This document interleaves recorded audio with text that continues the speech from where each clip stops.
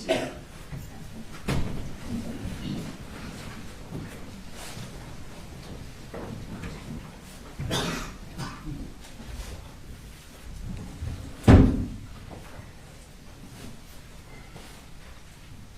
Everybody happy with their chair?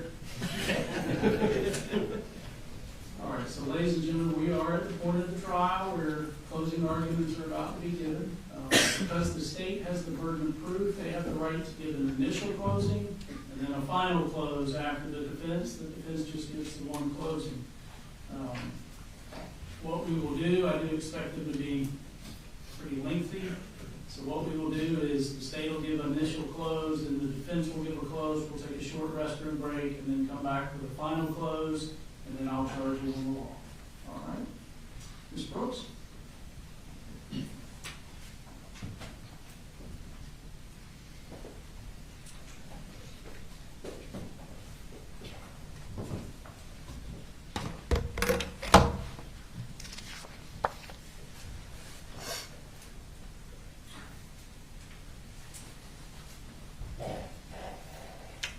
41 seconds.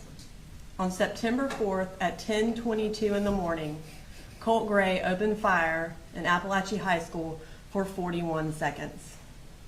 Those 41 seconds forever altered the lives of the students of Appalachia High School, their parents, and everyone in this community. At 10:22 a.m., Christian acted and became a hero. He attempted to push the shooter out of his classroom, and when he was shot, Christian's last act on this earth was to shut the door to his classroom to protect his friends. In Miss Ryan's room, the teachers and students acted. Ronaldo ensured the door was barricaded, and Landon held Taylor's hand when she needed someone.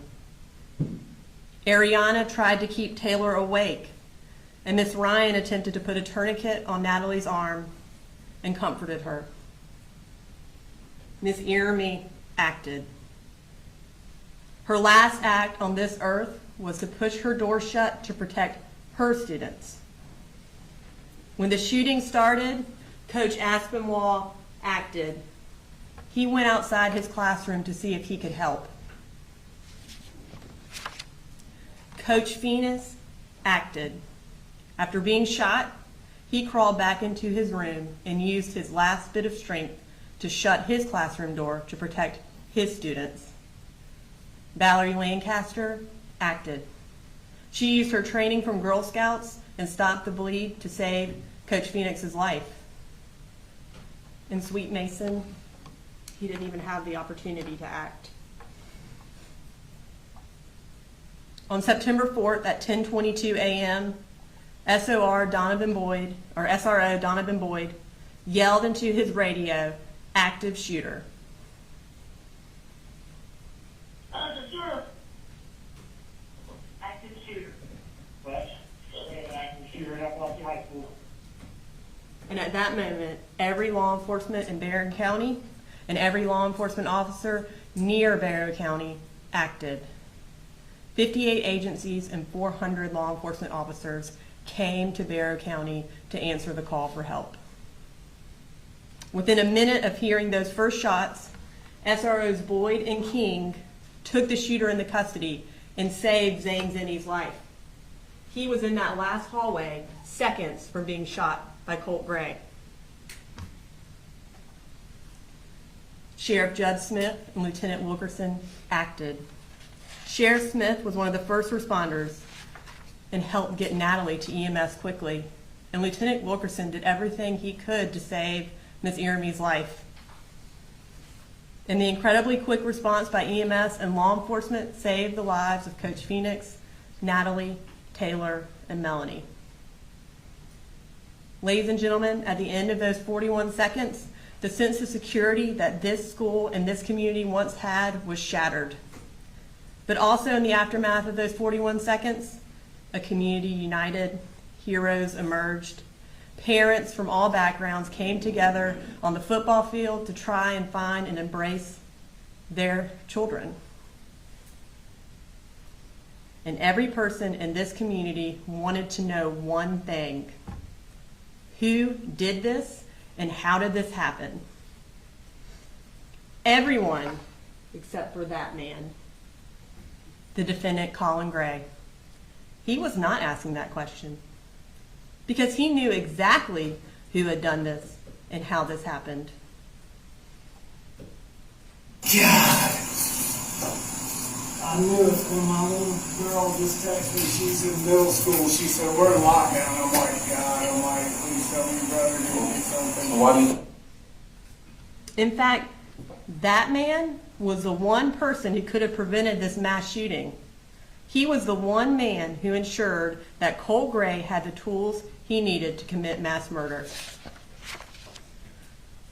Ladies and gentlemen, that man and his son are both responsible for the immense suffering that occurred on September 4th.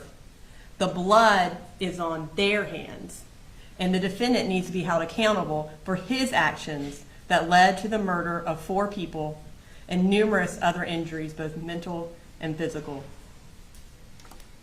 I know this case has had testimony that was difficult and upsetting to hear, but I want to thank you again for your service as jurors. I have 2 opportunities to speak to you, like Judge Prim just said. After defense counsel gives their closing argument, I'll come back before you and explain why the evidence has proven the defendant guilty beyond a reasonable doubt. So right now, I'm going to briefly go over some of the law that the judge is going to give you to help you put some of the evidence in context. One thing he's going to talk to you about is the elements of the crimes that the state has to prove beyond a reasonable doubt. The defendant is charged with 29 crimes in the indictment. All of these crimes were committed in Bexar County. Appalachian High School is in Bexar County. The defendant's house, where he gave Colt access to the rifle and ammunition, is in Bexar County. So the first charge we're going to talk about is murder in the second degree. The defendant is charged with 2 counts of murder in the second degree for Mason and Christian because they were the 2 children that were killed. To prove this, the state must show that the defendant caused the death of another human being, irrespective of malice, by committing the offense of cruelty to children in the second degree. When a child dies during the commission of cruelty to children in the second degree, then that is murder in the second degree. This is not malice murder. That's a completely different crime. No malice is required for second degree murder. And that means that the defendant did not have to intend for Christian or Mason to die. The state, however, does have to prove that the defendant's actions were the proximate cause of these deaths. And that is that his actions played a substantial part in bringing about or actually causing the deaths, and the deaths were reasonably foreseeable. For the first prong, at the age of 14, Colt could not legally buy a rifle or ammunition. He was too young. He also was too young to even drive to buy a firearm illegally. But for the defendant providing his son with a rifle and ammunition, these deaths would not have occurred. If you find the defendant guilty of cruelty to children related to Mason and Christian, then you have necessarily found that the defendant's actions played a substantial part in causing their deaths. As far as reasonably foreseeable, the state has to prove that these deaths weren't a remote possibility, but something a reasonable person could see happening. I like analogies, so I'm going to use a few throughout this closing. It's not to be flippant, but it's to try to explain the legal wording in a context that's relevant or more easily to understand. So here's my first one. Think about road signs, like the one that warns of falling rocks from a cliff. If you drive by that sign, you may not know exactly when or what type of rock is going to hit you, but you're on notice that if you drive by a cliff, you might get hit by a rock. Warning signs make something reasonably foreseeable. And ladies and gentlemen, we'll go through all this evidence in the second closing, but there were months and months and years of warning signs leading up to September 4th. Any reasonable parent, any reasonable person would have foreseen that Colt would harm somebody. Even 13-year-old Jenny Gray saw this coming. Jenny told the defendant, "But I think we are thinking the same thing, and I don't want to talk about it over text." And the defendant's response was 10-4, because he certainly saw this coming too. He is guilty of these charges. Next, we have 20 counts of cruelty to children in the second degree. To prove this charge, the state has to prove that the defendant caused cruel or excessive physical or mental pain to a child under the age of 18 years through criminal negligence. For the first element, the defendant caused this pain by consciously disregarding a substantial and unjustifiable risk that his act of allowing Colt Gray, a minor over whom he had custodial responsibility, access to a firearm and ammunition, after receiving sufficient warning that Colt Gray would harm and endanger the bodily safety of another. And thereafter, Colt Gray did shoot at and shoot children. That's what is in the indictment, and I know it's lengthy, but that is what the state has to prove. So to break this down a little, I want to first talk about the act that the defendant committed. The defendant gave access to a semi-automatic rifle and ammunition to his son, Colt. His son, who was a minor over whom he had custodial responsibility. Now, Colt lives in the defendant's house. The defendant bought him the rifle. The defendant had the ability to take that rifle away if he wanted to. The defendant gave this access to Colt after he received sufficient warning that Colt Gray would harm and endanger the bodily safety of another. Now, the defense in opening misled you about this part of the law. They said we had to prove that the defendant unequivocally knew that Colt would harm someone. This is not what the law is. This is what they want the law to be. But what the indictment says, what the law says, is that we have to prove the defendant received sufficient warning that Colt would harm someone. Sufficient warning. Here's another analogy. If you see a weather report saying there was a 70% chance of rain, then you've received sufficient warning that it would rain, and it's your responsibility to bring an umbrella. When looking at the evidence in this case and deciding this case, keep in mind what the actual law is and what the state has to prove. Listen to the judge as he charges you on the law. Remember, it is you, the jury, who decides what is sufficient warning. And you've heard the evidence, and you know that the defendant was sufficiently warned that his child would hurt someone. I also want to point out that the judge is going to instruct you that when a count on the indictment charges that the defendant committed a crime in more than one way, you may convict him if the evidence shows that the crime was committed in any of the ways on the indictment.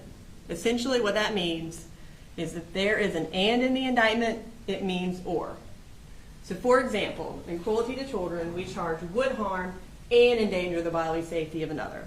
But all the state has to prove is that it would be would harm or endanger the bodily safety of another, not both. So if we prove one, then the defendant is guilty of that charge. And that goes for any time there is an and in the indictment. It means or. When the defendant gave Colt this access to a firearm and ammunition, he consciously disregarded a substantial and unjustifiable risk that Colt would hurt someone. The term conscious disregard is defined as rising to the level of a gross deviation from the standard of care a reasonable person would exercise in this situation. And finally, the harm, as we know, occurred when Colt shot at and shot children at Appalachia High School.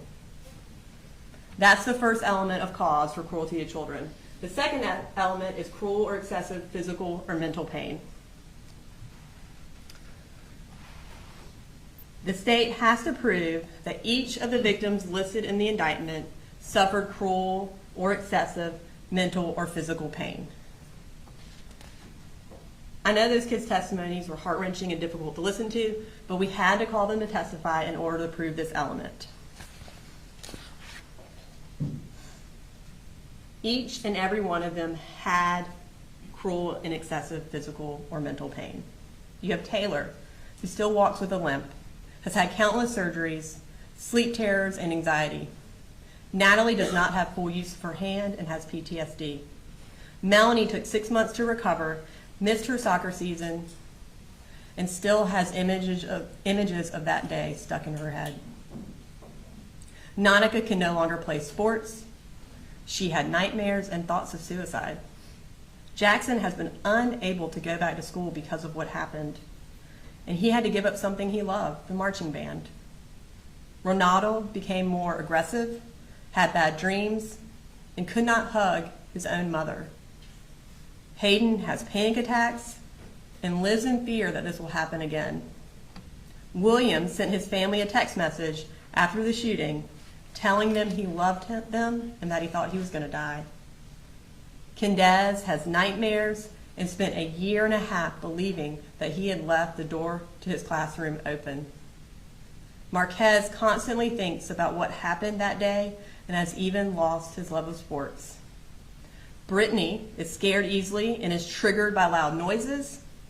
Michaela is traumatized and is scared to stay home alone.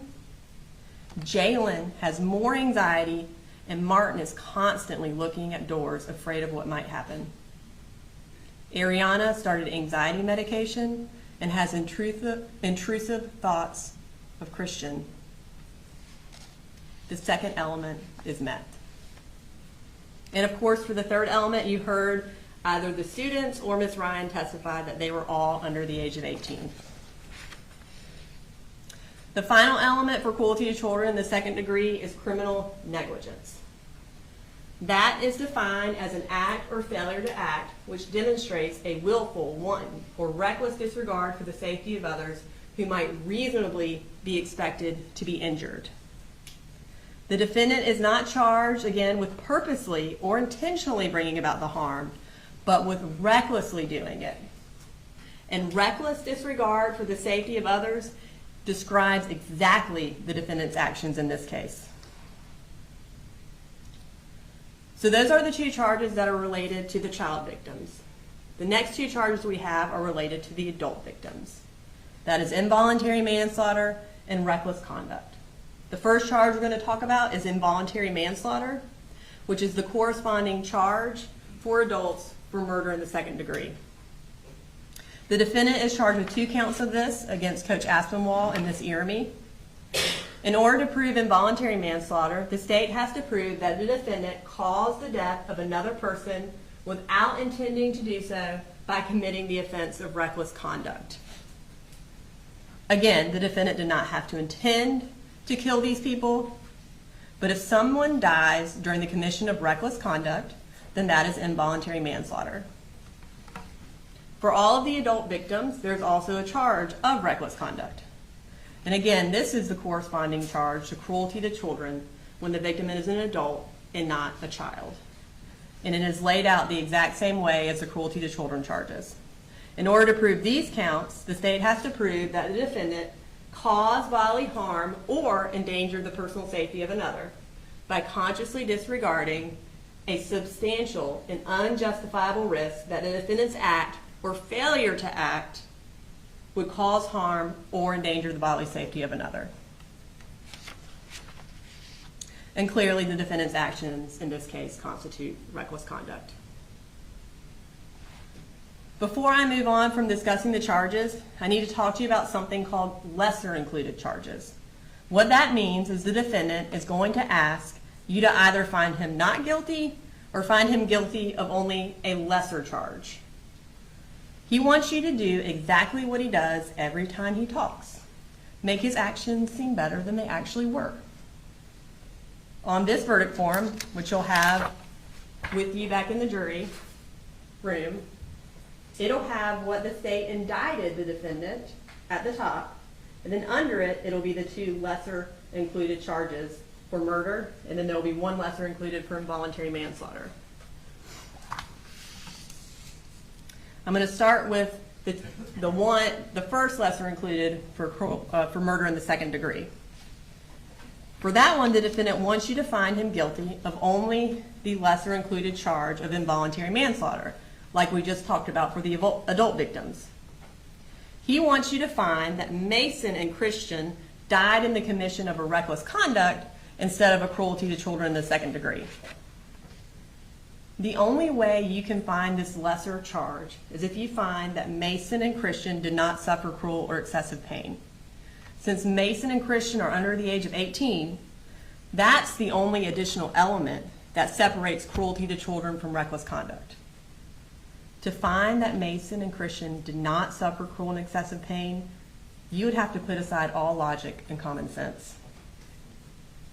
These children paid the ultimate price for the defendant's actions, and there is no argument that their pain wasn't both cruel and excessive. Ladies and gentlemen, when you go back to the jury room, read the indicted charge.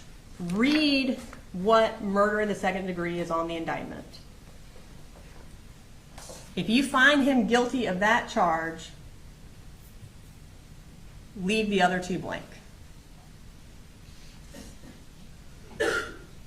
And remember, if you find the defendant guilty of cruelty to children in the second degree, because Mason and Christian died during that act, that man is guilty of murder in the second degree. The law is that simple. For involuntary manslaughter, the defendant is also asking that you find him guilty of the lesser included charge of involuntary manslaughter lawful act. What he is charged with currently on the indictment is involuntary manslaughter unlawful act. This is also going to be a second lesser included of murder. So for second degree murder, it'll have involuntary manslaughter unlawful act and involuntary manslaughter lawful act. And then for involuntary manslaughter, it is going to say the indicted charge is unlawful act and the lesser included is lawful act.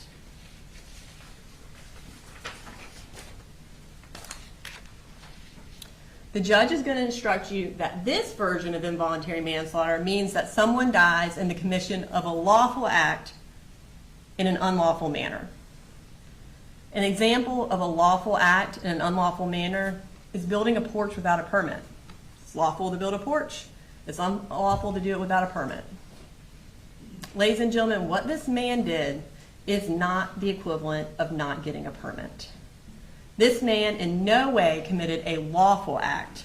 Buying a gun for the purpose of transferring it to your 13-year-old child is illegal. A reasonable gun owner would secure his weapons just because he had children. It is certainly a gross deviation from that standard for the defendant to let a child like Colt Gray have a rifle in his room. For the adult victims, find the defendant guilty of the indicted charge of involuntary manslaughter unlawful act and leave lawful act blank. And for the child victims, again, find him guilty of murder in the second degree and leave the other two blank. Essentially, the defendant wants you to convict him only of something that is barely a crime because it was committed doing a lawful act. Don't let these lesser included charges confuse you. The defendant is guilty of what is charged in the indictment.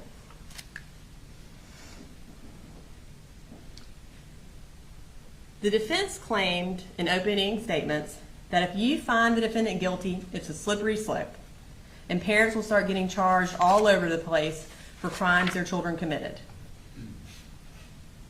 Ladies and gentlemen, the defendant is not charged with these crimes because he is Colt's parent, because he shares his last name. He is charged with these crimes because he shares the blame. Think about it this way. Our children do risky things all the time. For example, a 16-year-old driving a car is inherently risky, but parents let their children drive because this is a justifiable risk. A parent does not commit a crime if their 16-year-old gets in a car accident and kills somebody.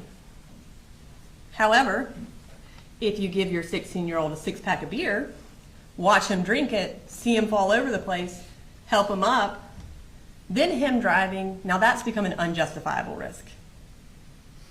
If you disregard that risk and give your child the keys to the car and watch him drive off, and then he kills someone, then yes, your actions combined with your knowledge are criminally negligent and they're reckless, and you're guilty of murder in the second degree or involuntary manslaughter depending on the age of the victim. But that's because of the parent's own actions, not just because their child did something. After seeing sign after sign of his son's deteriorating mental state, his violence, his school shooter obsession, the defendant had sufficient warning that his son was a bomb just waiting to go off. And instead of disarming him, he gave him the detonator. Charging the defendant is not a slippery slope. It's reasonable, it's common sense, it's justice. The last part of the law I'm going to go over with you is reasonable doubt. The judge is going to tell you that the state has the burden to prove all the elements charged in the indictment beyond a reasonable doubt. Reasonable doubt is a doubt of a fair-minded, impartial juror who is honestly seeking the truth. It is a doubt based upon common sense and reason. When you seek the truth, you do not abandon your common sense. Use your common sense when you are deciding this case.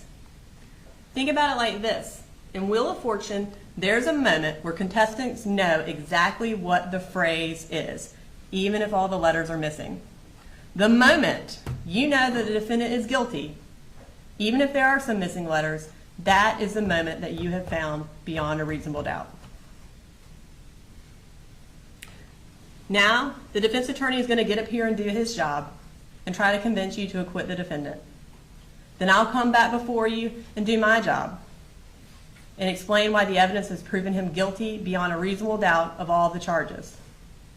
And as you listen to these final two closings, keep in mind what your job is. Your job is not to look for doubt. Your job is to honestly seek the truth. And in this case, if you look for the truth, you will find that there is no doubt that the defendant is guilty of all charges.